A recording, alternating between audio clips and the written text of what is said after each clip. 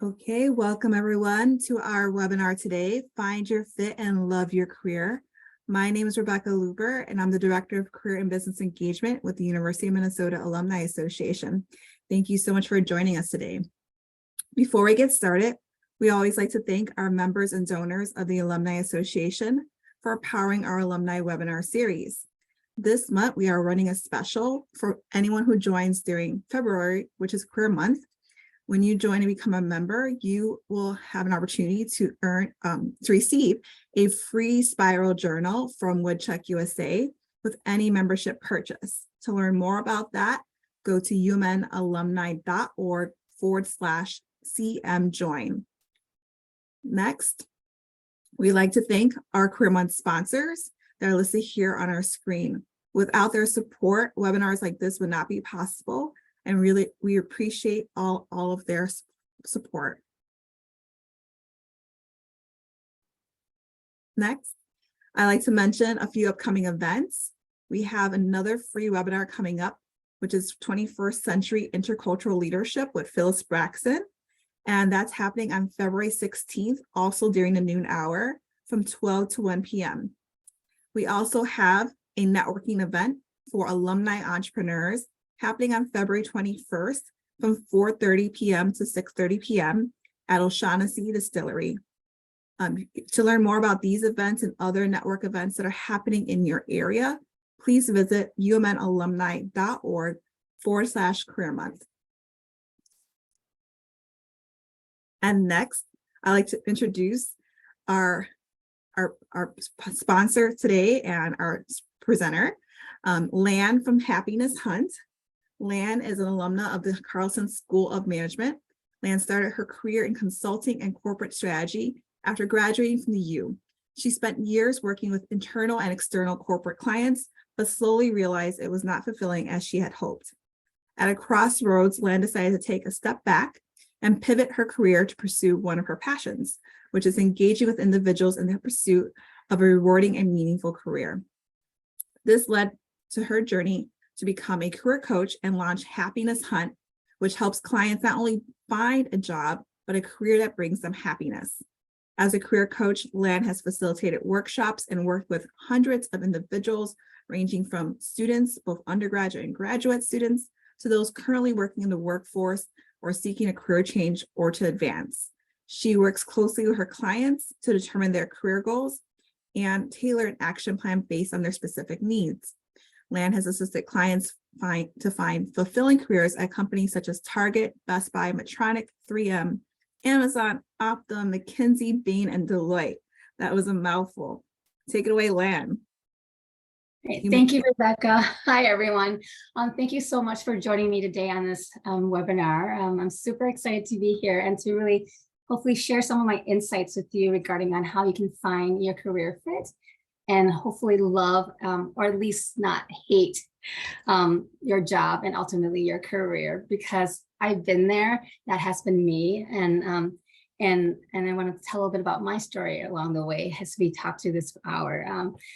Just again, what Rebecca had mentioned, I started my career in consulting, working 60 to 80 hours a week, nearing the brink of burnout, and really decided that it was time to look for something new. And I made the most rookie mistake, which is instead of taking the time to figure out what was the right next move, what's the right next career fit for me, I literally wanted to just run away from my current job versus running to my next job. So I ended up leaving consulting, going to a corporate strategy role. And what do you know? 18 months later, I was in the same boat again, where I was unhappy. I felt my, lack of a better way to describe it, but my soul being sucked out of me every day. And 18 months later, I decided I couldn't do it anymore. And so I actually took the time off and to really discover and kind of figure out, what did I want to do next? Like, what did I want out of my career? What did I want to transition to?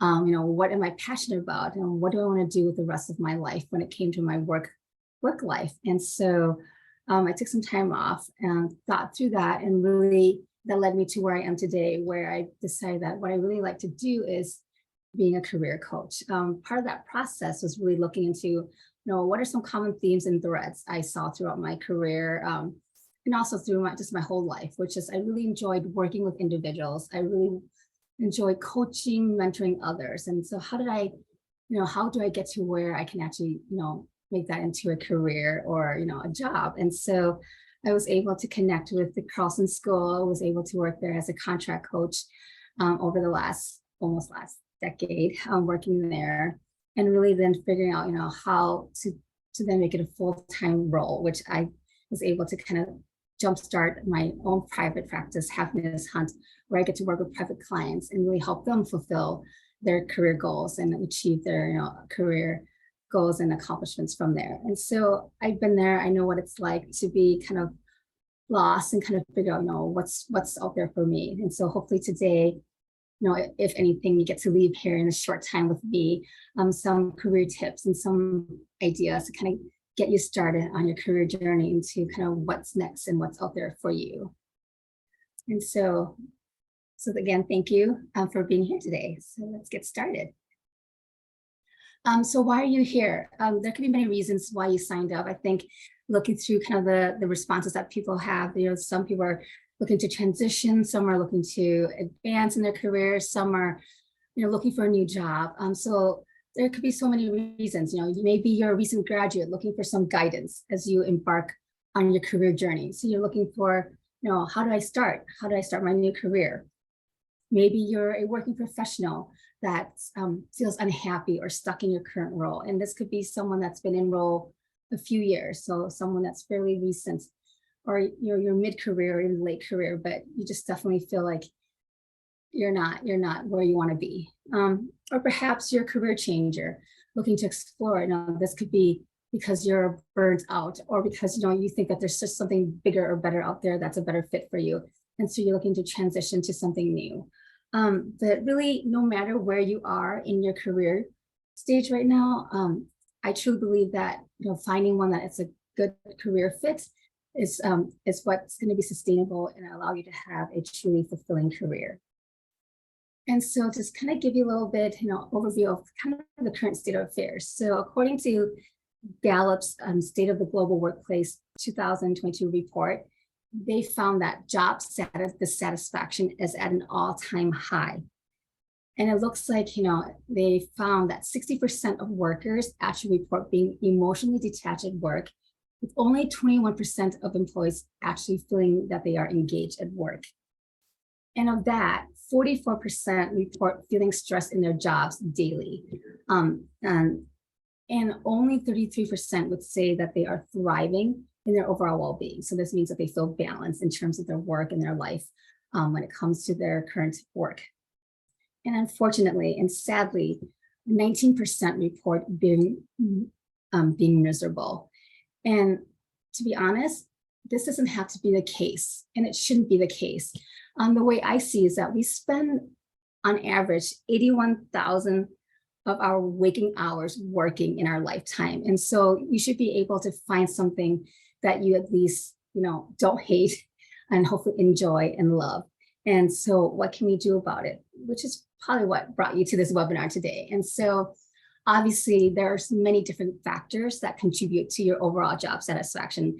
I'm not saying that, this will cure everything, but I do know that finding the career that is the right fit for you is one of those factors that is well within your control, and that's something that you can do about it. So hopefully in today's webinar, we will kind of touch on these three things, which is one, hopefully, kind of understand why the importance of career fit, and then learn how to determine your career fit, and hopefully then have some building blocks for you to develop your action plan so that once you leave here, you can have some steps to kind of get you moving in the right direction. But before I start, I just want to note that I tend to use the term job and career interchangeably, just because the way I see is that you want to find a good fit in a job and really build a series of job roles that can build into a growing and developing career, right? So that's each job basically builds on the other one so that you can build into a successful career. And so hopefully then by the end of this short hour that we have together, you're able to be one step closer to finding a career that you love and success based on your career fit. Obviously, we have the chat available, so feel free to ask questions in there. If there are any questions that requires clarification or anything, feel free to pop it in there.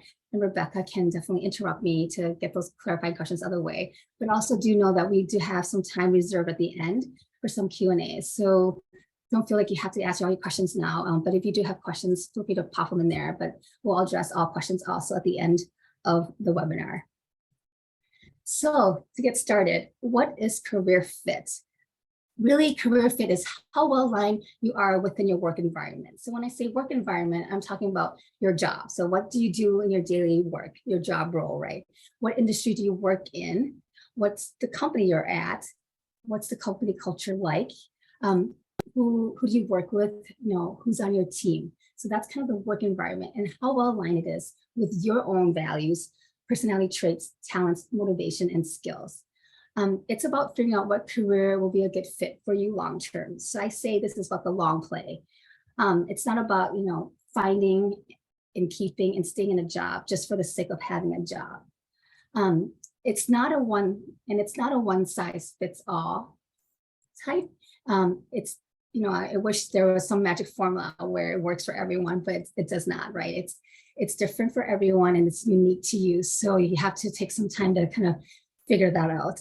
And not only that, but it's not static, right? Because I think, a lot of times we go into a career and we think, I got to do this for the next 10, 15, 20 years or until I retire. And career fit changes over time. It's not static. It's something that you need to reevaluate over your career because things may change, your values may change, your motivation may change, your life situation may change. Therefore, your career fit may have to be flexible. You need to change that as well. And it's actually a little bit of trial and error. I went through a little bit of trial and error myself to kind of figure out that I want to be a career coach, right? And so you need to make sure that you take some time to kind of figure out what that's like. For example, I had a client who thought she was miserable in her job, thought she hated her job. And so she went on and tried to find something completely different, only to come back and realize that what she really did like was her original job, but the role in itself, but not necessarily the culture that she was in. So it was the company that she was at. And so she kind of went 180 and then came back. So did a 360 and actually came back to the same role, same industry, but at a different company where she's 100% times happier now. And so a lot of times it's a little trial and error, figuring out what works for you, what doesn't. Again, no magic formula, but you just kind of have to learn and kind of change and be flexible as you kind of go through the process. And really, for me, it's not about finding the perfect job, because to be honest, I don't think a perfect job really exists, but it's about finding a job that kind of balances everything that we talked about, in terms of the work environment that you're in, along with your values, your traits, and your motivations. And so it doesn't necessarily have to be something that you're completely passionate about, but it has a balance of all of that.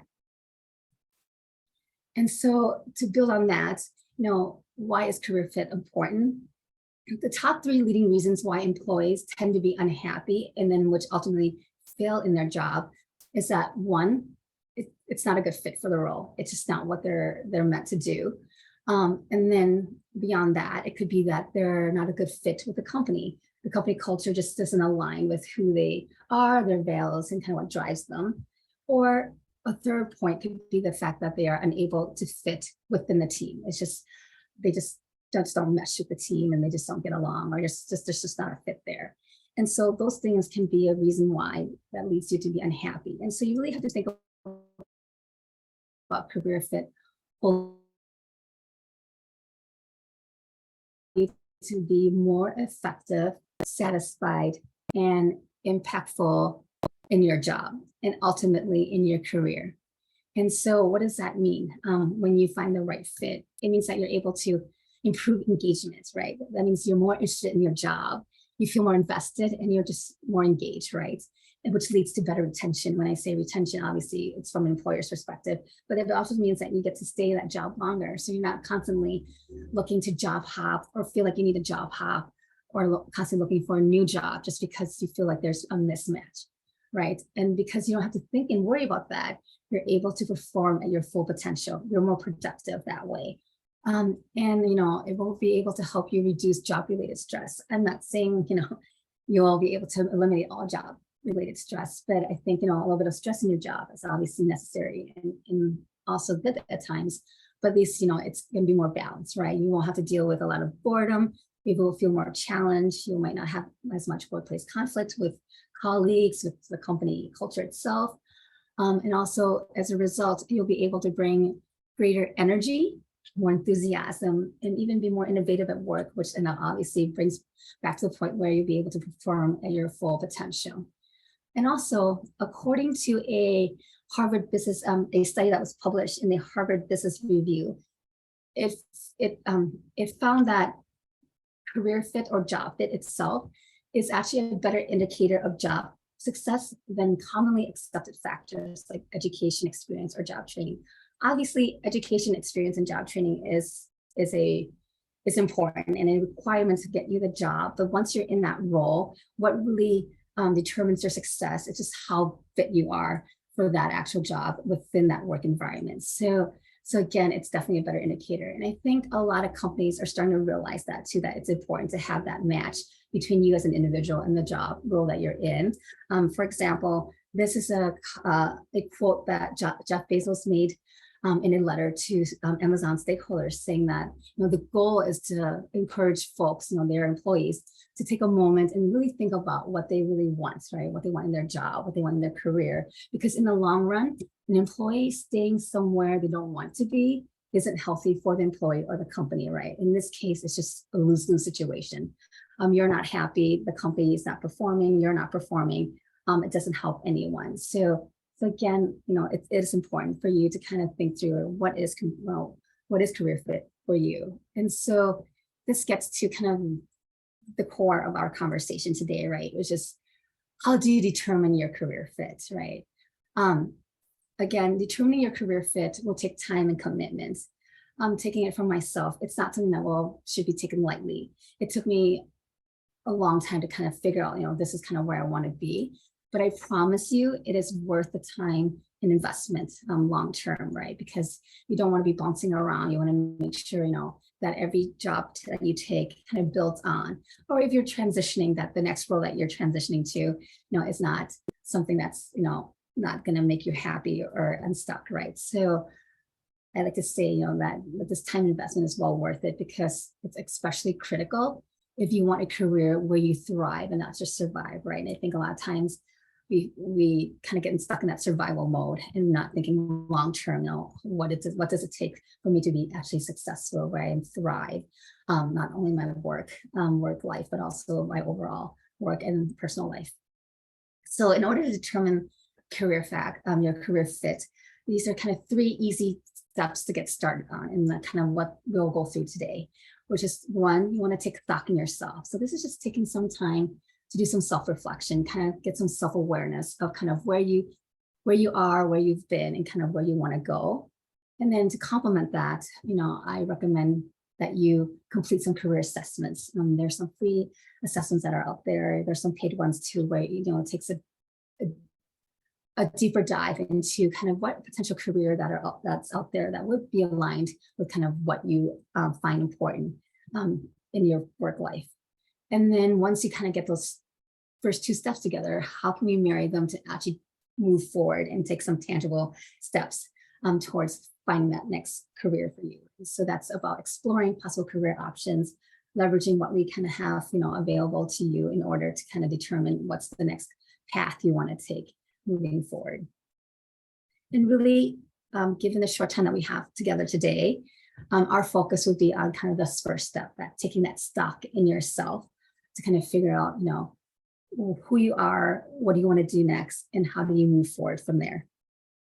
And so in taking stock in yourself, there are a few things that you want to do. And I always say this is kind of the first and most important step into finding a career fit, is really starting by looking inward, right? And digging a little bit deeper in learning about yourself and understanding, what truly drives you and motivates you. And we can do that through understanding, what are your current interests? What do you like to do, right? What are the skills that you have? What are the skills that you have acquired and obtained through your career, or through your, if you're a recent graduate, kind of through your time in school and your internships. What are your personal values? What are your work values? What do you cherish? What's important to you? And finally, what is your personality traits? What makes you tick in a way?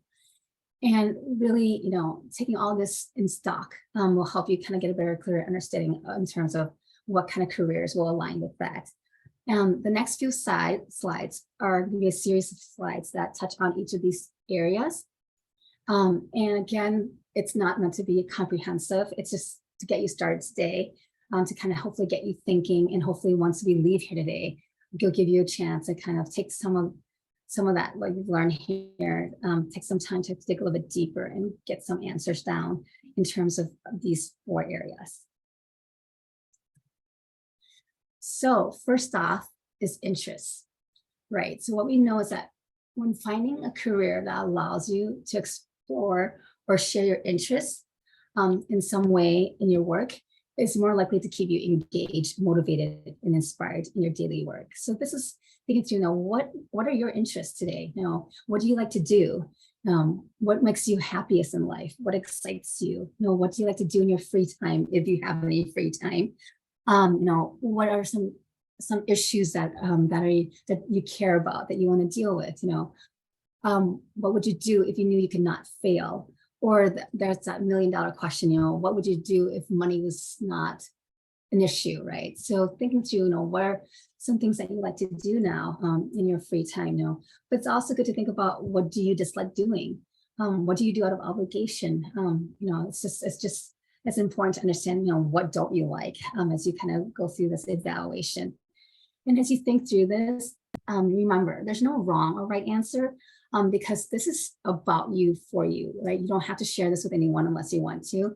But what I do ask of you is that when you do take stock in yourself, really take the time and be honest with yourself, because the more honest you are, the more self-aware you'll become in terms of what really is important to you and what really drives you. And so, I would say, take that time and really be open and honest with yourself as you go through this process. Skills. And so the next thing to really think through is to evaluate your skill sets. So it's looking through all the skills that you kind of learned and obtained through your career. And I know some of you are career changers or looking to transition and feel like, well, if I want to do something completely different, how do I make sure that those skills are transferable or translatable? And as part of this exercise, I always say, just list, think of it broadly, what skills you've gained through the years, because there's always going to be skills that are transferable that you might not think are truly transferable, or you just don't think about them, right? But it's good to just kind of write them all down and kind of look through what's transferable, what are some parallels you can draw from that, and what needs to be translated, right? Because if you're in a technical role, sometimes you feel like, well, it's so specific, but really, if you peel the layers of that onion back, it really comes down to some broad skill set that you're able to share, in a new role. And so that's what this first step is, really understanding the skills that you have to offer, and then how you feel when using these skills. And when I say how you feel, what I really mean is actually, how do you feel when you use those skills? Because a lot of times, what I've recognized is that some people, you have, just because you're good at something, you have a talent for a certain skill set, does not necessarily mean you enjoy doing it or you want to do it, right? So it's good to know, what am I good at, and do I really enjoy doing that, right? Because I've had clients who may be very good with numbers, they're an accountant, but really when they think about being a bean counter or working, doing that all day, it actually makes them coil, right? So it's one of those things that you need to think about, like, just because I'm good at it, do I still want to continue utilizing that skill set if I truly don't enjoy that? So write these skills down, take stock in how you feel about those skills, because when you do, it can help you identify specific industries or organizations where your strengths might actually be a good match for employers' needs. Again, this is not a comprehensive list, it's more general, but again, to kind of get you thinking in terms of what skills you may have. So are you someone that's verbal or persuasive, meaning, do you like to write? Do you like to sell or talk to individuals? Do you like to negotiate? Or are you more numerical? So maybe you're more analytical, someone that likes to work with data, more technical, you like to solve quantitative problems, work with lots of information, a lot of data. Or are you more investigative, meaning you have a bit of scientific curiosity, or you like to do research, dig a little bit deeper, look into the data, look into the facts. Or maybe you're creative. You're someone that, likes to be more imaginative with things. You like to be artistic, you like to think, basically creatively. Or are you someone that likes to do manual work? You like to work with your hands, or work with tools. Or maybe you like to work with others. Maybe you're a team player who likes to collaborate, or you like to coach others, or counsel others. Or perhaps you're someone that has great managerial skills, meaning you're good at organizing, planning, doing project planning. You like to make decisions, or maybe you like to lead folks, or manage a team. And so again, thinking through kind of what you've done today will kind of help lay out kind of those skill sets that you may have that are transferable or translatable into a different role. The third point that I want to go over is your values. And so your values are things that you believe are important to the way that you live and work, right? So these are things that are critical to you.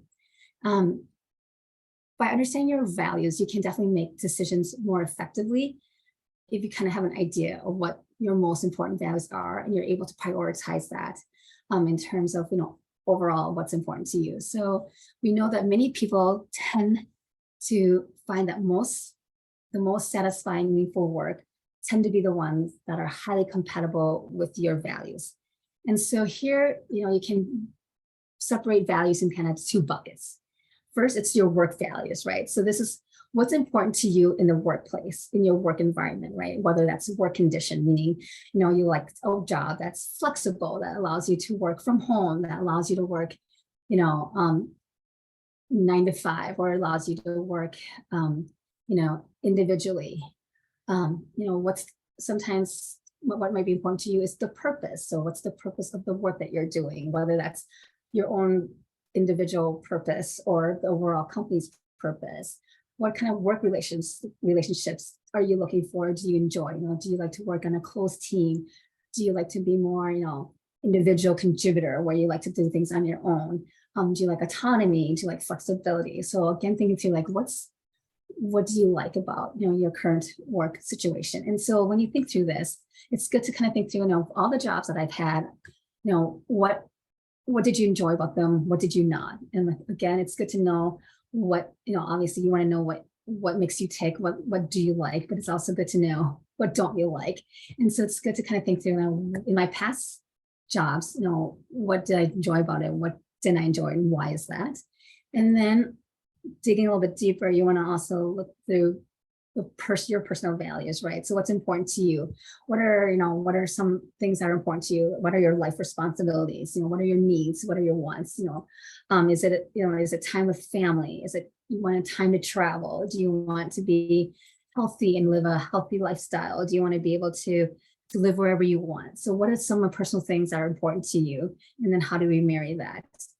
One example I like to give is that I had a friend in business school who, going into business school, knew he wanted to be an investment banker. Like that was his only goal. And what he valued at that time was money. And it's fine. And going back to what I said earlier, there's no right or wrong answer. There's no right or wrong values, right? It's what's important to you. And for him at that age and that stage, he's like, I just want to make money. I know being an investment banker, I'm going to be working 80, 100 hours a week. I'm going to be sleeping in my office, but I also know that it's going to be 5 years. And I'll be miserable of my life, but I'll be able to make enough money then to go off and do whatever I want to do. And so again, it's just determining what's important to you and being able to agree with that and accept that. And then you're able to then find that right career fit, right? And so it's okay to say, hey, money is important to me, and I'm going to be able to kind of work around that. For me, what I learned in my process is that I really enjoyed autonomy and flexibility, which led me to say I just needed to be my own boss. And so in order to obtain that value for me, I had to just kind of go off on my own and really start my own business, start my own company. And so again, as you kind of think through what drives you, what's important to you, what will really make you happy as you kind of think through this process. And then finally, what's really also important to kind of how you determine your career fit is your personality. Obviously, part of personality, some of it's innate, right? Some of it's you're born with it, but it's also shaped by your family, your upbringing, your culture, the experience that you had, and just also the environment that you're in, right? But no matter all that, it just comes together and becomes part of your identity and what makes you unique. And so by understanding that, it can impact on how satisfied or happy you are and can be working in certain jobs or fields. So the better you understand your personality, the better you're able to function in the world and how you work, right? And so by understanding that, the more likely you'll be able to find jobs or careers that are a better match for you. And also, I believe, employers kind of understand the importance of personality traits as well, because by learning and understanding your personality traits, we can also anticipate, how do you get along with others? How do you work with others in the workplace? And then again, there are so many different personality assessments out there, and there's so many different ways you can cut and dice and evaluate and review personality traits. I just have one example here, which is the 5-factor model, which is also known as the Big 5 personality traits. And it can be boiled down to OCEAN as the acronym here. And so this is just one way to kind of assess your personality and kind of how you operate in the workplace, right? So with the Big 5 personality traits, it's kind of on a spectrum, right? So either you're on the high end or the low end of each of these different traits listed here. So the first one being O is openness. So this trait is really about how adventurous you are, how curious you are, or open to new experiences or into trying new things. Do you have a broad range of interests, or do you prefer consistency, familiarity, routine, right? People who tend to be on the higher end of this spectrum of openness tend to be described as, insightful, imaginative, having varied interests, being curious, and a lot of sense of curiosity, being considered an intellectual, someone that's perceptive, and have a willingness to try new things, and also a drive for exploration. So that's openness. For those, for the next trait, which is C, conscientiousness, this is about how efficient and organized you are. Now, this is about your desire to be careful or diligent. So are you task focused, or are you easily distracted? Do you like spontaneity, or do you like to work under pressure?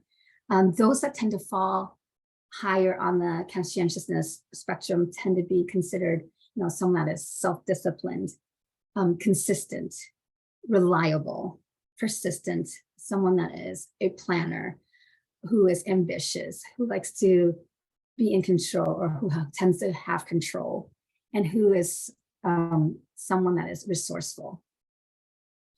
The next trait is E for extroversion. Again, this is about, how outgoing or energetic you are. So are you assertive and sociable, or do you prefer solitary activities in alone time?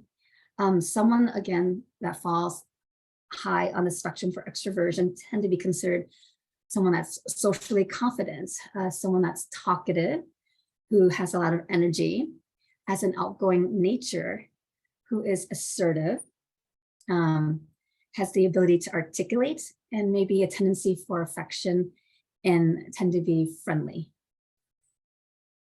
And then for A, we have agreeableness. This is how a measure of how you interact with others. Are you able to show compassion? Are you, have a willingness to help others? Are you cooperative?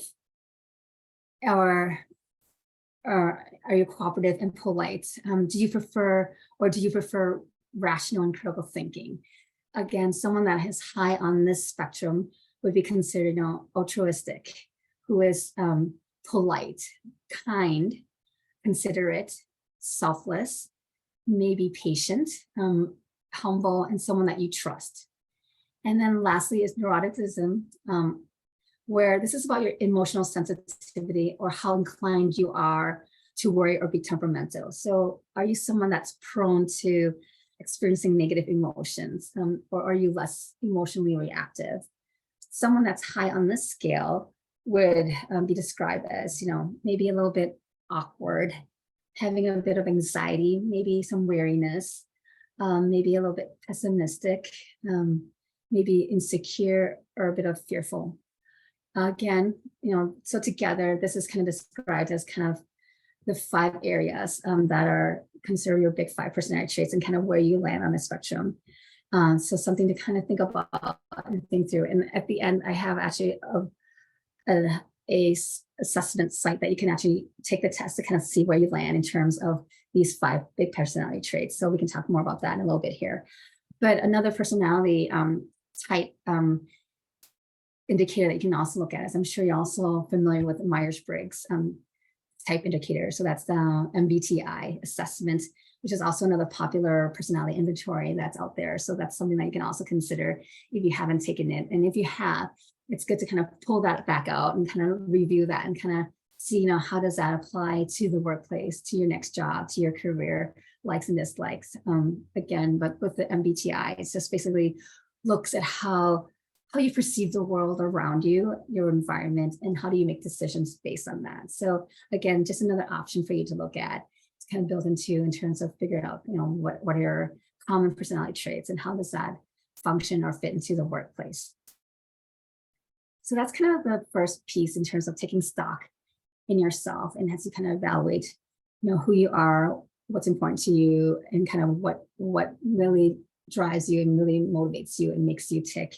Once you kind of get an idea and sense of that, I really think, a good next step is to complete career assessments, right? So you can definitely complement your self-assessment with these career assessments. So you can explore by taking some of these assessments that I've listed here. Below are a few options. These are links here, and I believe following this webinar, Rebecca and the Alumni Association will be sending out the deck with all this information. So you can definitely click on the links through there or not or else at the end of this slide, there's my contact information. So you can feel free to reach out to me as well to ask questions and to get access to this deck if you're unable to get it through the Alumni Association. But again, these are just some few options. There's many out there, but these are a few ones that I think are good for you to get started.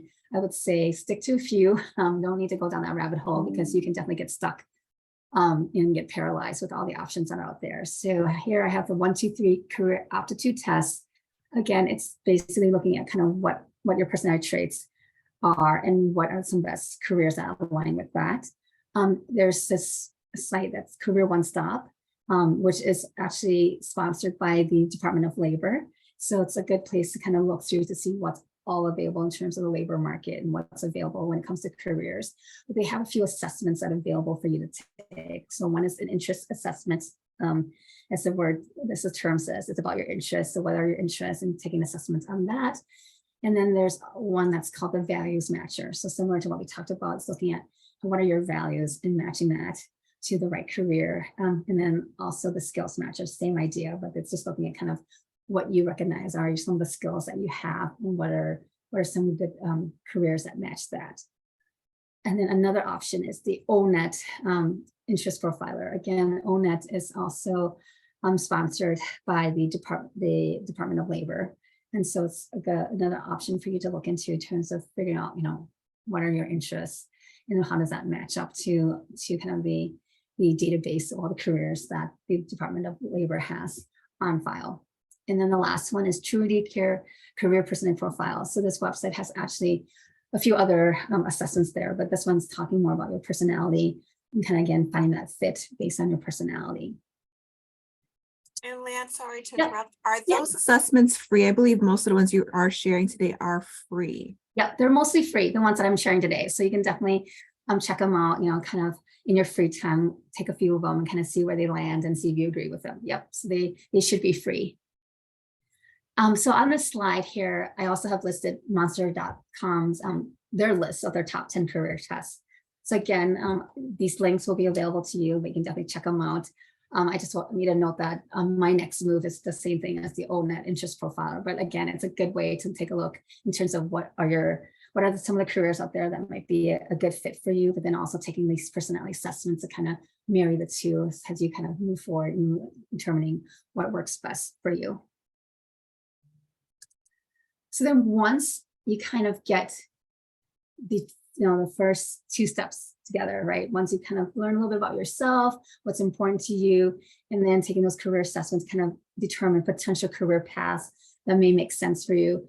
What is really important next then is to really take time to explore those options further, right? So then this becomes more tangible in terms of determining, all right, now how do I actually move forward and move towards that next career path that I want to pursue. So the first thing I would recommend with them, once you have an idea of kind of where you want to go, is doing a gap analysis based on your abilities, skills, and interests. This is really listing, this is kind of the skill set that I have today, and these are the skills that my new career that I'm interested in requires. Now, part of this assessment is really thinking through, are there any skills that I have today that are actually, may not seem relevant or seem, prevalent at first, that might be transferable, right? So sometimes it takes a little bit of digging to get there, but to see, what skills is transferable. If not, what's that gap? And then what do I do about that gap? Then building on that, you can start to kind of do research on companies that are related to your target careers. What companies offer those kind of career opportunities for you.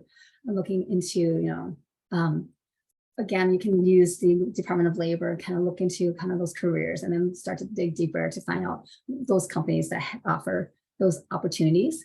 And once you have a better idea, this is the next critical step, which I think is very important that we sometimes don't like to do, is that networking piece, right? Start networking with people in your target careers.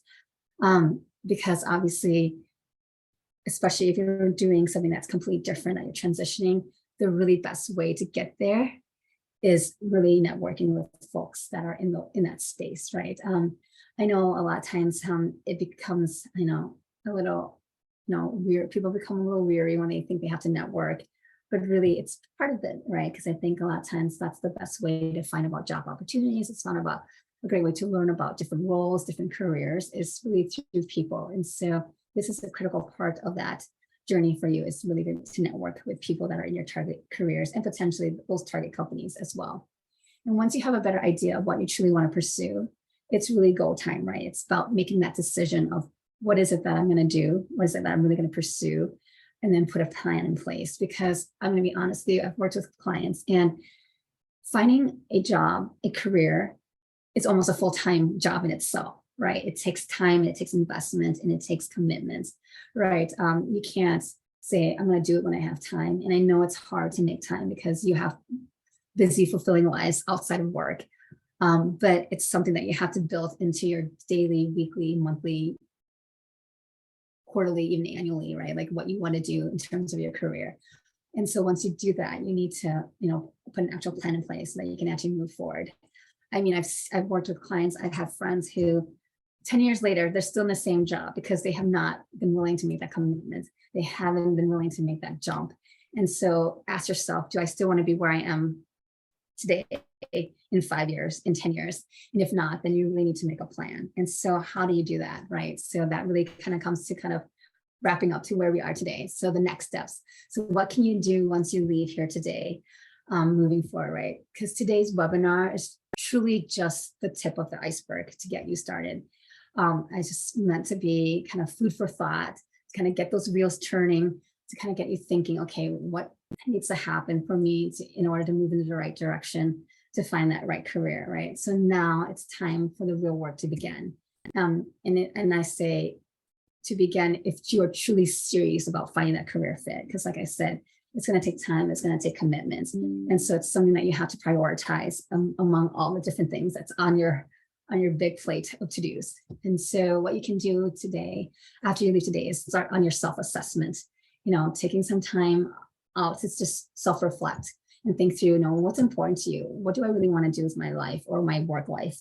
If you want to expand beyond that, I would say if you're comfortable, you want to enlist your family and friends. And it's great to get them involved, right? Because sometimes they see things about you that you might not necessarily be blinded to, right? You might be biased, right? So it's good to see what they see. So maybe they see certain skills that you have that you never recognize in yourself. They may see certain things that you enjoy that you don't realize in yourself, right? So it's good to kind of see that.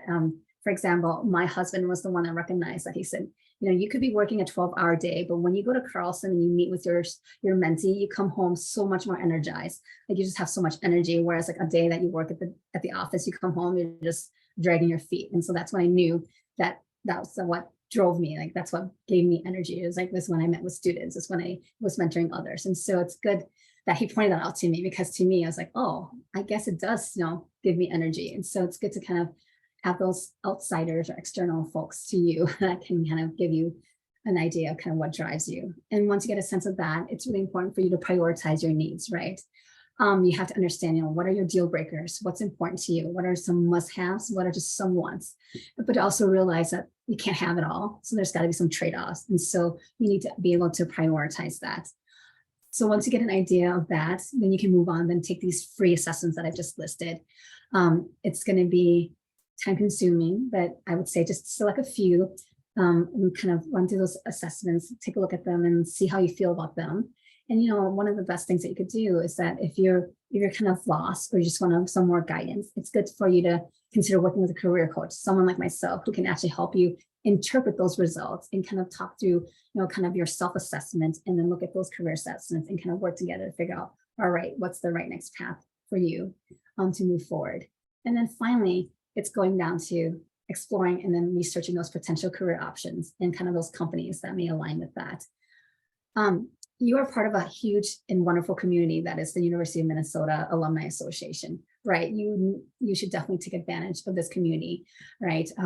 Because I don't know how many there are. I think there's thousands and thousands of us that are on Maroon and Gold Network, right? So it's a great way for you to reach out and connect with them. If you're not already signed up for that, you should definitely sign up and just, you can link it into your LinkedIn profile. You can definitely take advantage of all that and integrate that. But really, I say, it's a good way to leverage this network first, even over LinkedIn, because these people already have a common ground with you, which is you're an alumni, right? You're part of the University of Minnesota community. And so you're more likely to connect with people who have something in common with you. And so I would say start there. I'm on that site, right? So you can definitely ask a question there. You can reach out, you can filter people based on jobs, careers, companies that they work at, things that they've done, and ask them, ask to have an information interview with them and network with them there. You can also use the network to ask just general career questions and just post it out there and someone can help you, right? So I would say definitely leverage the Alumni Association specifically, and especially the Maroon and Gold Network. So I think I'm bumping up to time here because I want to definitely reserve some time for question and answer. But before I wrap up, I just want to say thank you, everyone, for joining me here today. Hopefully this was helpful. At least hopefully you can walk away with a few tips in your back pocket to kind of get you started to move forward in your career journey. And I hope wish you the best of luck in that process. And before we open up for questions, Rebecca, feel free to add anything else, but here's my contact information. Feel free to reach out if you have any questions or need any clarification on what we went over today. I know there's a lot that was covered. I had to go through and kind of cull everything and make sure that we cover a lot. And I know some of you have specific questions as well. And unfortunately, we can't address all of those in 1 hour or in a 45-minute kind of webinar, but I would definitely be more than happy to answer that offline. So feel free to reach out. And with that, I'll hand it off back to you, Rebecca. Yeah, thank you so much, Lan. That was some great informative information for everyone. I do see we have some questions in the chat that are lining up and trickling in. And the first question that we have here is someone who is speaking about their unemployment, being financially strapped, and not sure about what their next steps would be, but they definitely need a job ASAP. And they're asking, what is the fastest way to find the job to just pay the bills before even getting started on career exploration and all that? I know that's something that's Maslow hierarchy of needs, and needing to find a job to pay the bills is very important. So I definitely want to recognize that. And I have some ideas, but I'll let Lan take a go at it first, and then we'll go from there. Yeah, and obviously, I'm going to be honest with you, right? It's definitely about Maslow's hierarchy of needs, because in an ideal world, we would all be working in a job that's the right fit for us. But we know that's not true. We all have that colleague that's there just to get the paycheck. And that's completely fine too, because sometimes that's just kind of the stage we are, and we need to recognize that. If you're someone that's looking for a job immediately, I would say, where, I guess, what did you do previously? What have you done so far, right? So I think the first step and foremost is to make sure that all your profiles are updated, right? Are you on LinkedIn? Is your profile updated? Is your resume updated? What are you looking for in your next job? Are you looking for something that's similar, right? If it's something similar, definitely make sure that those skill set that you have in your previous job, it's highlighted and you're able to look for jobs there, right? And so definitely, the more casting the wide net is obviously you can go to job boards and go from there and kind of, apply there, but really utilize, again, you can still definitely utilize the Maroon and Gold network. There's people out there who can kind of help you connect, help you figure out, okay, what roles can I find? What jobs are available, right? Because again, to be honest with you, you always hear that there's a hidden job market, and there's truly is a hidden job market. And a lot of times 80% of jobs are found through people that you know. And so a lot of times I think the first step is to make it known that, hi, I'm looking for a job specifically in this space, right? Or my experience was at this company doing this, and I'm looking for something that's similar, because people can't help you if they don't know that you're looking and they don't know what you're looking for specifically. So I think that's a good first step. Then making sure that what's within your control is just aligning up all your resume and everything else that's ready to go, so that when you do talk to these folks, you have it ready to hand off, right? And then on the side, obviously, you can definitely look at job boards and kind of see what's out there. And if there's a job at a company that you know someone at, like, oh, hey, there's a job at, I'm just making this up, right? There's a job at Target. Wait, I know someone that works at Target. I'm going to try to connect there first. It's probably an easier way than for you to try to go through the kind of online system and go through all that stuff. But I think that's kind of the first kind of initial step that you should take. Yeah, and that was all great information. And I like to also add here, sometimes when folks are definitely in a pinch for jobs and they're looking for something just to get by and pay the bills, I often suggest staffing agencies, which are third-party recruiters who are have staffing goals for different companies. And so their goal is to really get folks employed, and the employer is often paying the staffing agency to hire and find folks. So those usually come out at no cost to you as a potential candidate or employee. So don't ever pay for someone to find you a job in that respect. And so staffing agencies should be free to you to use. And there's different staffing agencies based on industry. Yeah. And then I'd also like to offer Career Force is a government agency in town, which some of our resources exist on as well. But Career Force is another place where they can help you identify opportunities and jobs as well. So those are two resources that I know that come to mind for folks who are really looking for an opportunity in the pinch. And then, you can continue to work on your resume and networking and finding your way. But don't forget to schedule time for yourself and the actual job search process and reflection process, because sometimes when we're working, it can be definitely very hard to dedicate time to doing some of that reflective work and finding what we actually want to do. So definitely schedule time on your calendar to incorporate much of that job search prep as much as possible. Yeah, and Oh, sorry, I'm going to build on that. And I definitely agree with Rebecca when she says working with staffing agencies. And to be honest with you, a lot of companies are going through layoffs right now. And when companies go through layoffs, they still have work to be done. It's just actually a cheaper option for them to go through staffing agencies and have temp workers. And so definitely it's a good place to start, especially now with kind of things that are going on right now in the economy. Yeah. So I was checking out the questions here.